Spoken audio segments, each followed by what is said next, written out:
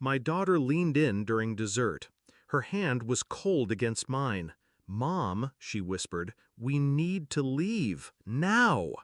Her voice trembled, but her eyes didn't. I blanked. What happened? She didn't answer, just said, "You didn't look under the table." So I did. And that's when everything snapped into place. Beneath the lace tablecloth, tucked against my brother's polished dress shoe, was a phone. The screen was dimmed, but just visible. The red recording bar was on. Audio. He'd been recording us. Again. 10 minutes earlier, the room had been warm. My mother's roast filled the air. Wine glasses clinked. My father laughed too loudly, probably at something that wasn't funny. My brother, Daniel, sat across from me, cutting into his steak with surgeon-like precision. It looked like a normal family dinner. But normal died in this house years ago. When I was 17, Daniel pulled me aside during a camping trip. "You're adopted," he said flatly. "Mom told me when I was 8. I laughed, thought he was joking. He wasn't. I confronted my parents. They denied it, lied with tears in their eyes, claimed he was jealous, manipulative. So I believed them, because who would lie like that? Daniel, that's who.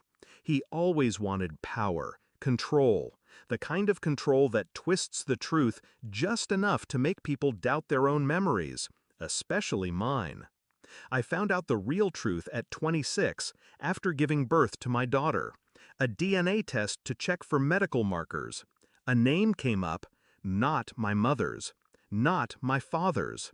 I was, in fact, adopted. Not legally, quietly, illegally. The woman who gave birth to me was a teenager who worked for my dad's company, fired at 17, pregnant, paid off. It all unraveled after that. My parents begged for forgiveness, said they were trying to protect me, said it was love. But love doesn't come with bribes or forged documents or 2 decades of lies. And Daniel? He just smiled, like he'd won. Over the next few years, Daniel got rich off lies. He invested early in cryptocurrency, cashed out before the crash, and bought a townhouse in D.C. with soundproofed walls. No wife, no kids, just secrets. And leverage. He started recording family conversations, edited them, took clips out of context, used them to blackmail relatives for favors, money, silence. My parents knew. They let him because they feared him. And I became the target again. Only this time, he wanted more than emotional chaos. He wanted my daughter. Claire is 22 now, smart, quiet, brilliant in ways Daniel could never understand. She noticed the first time, at Thanksgiving.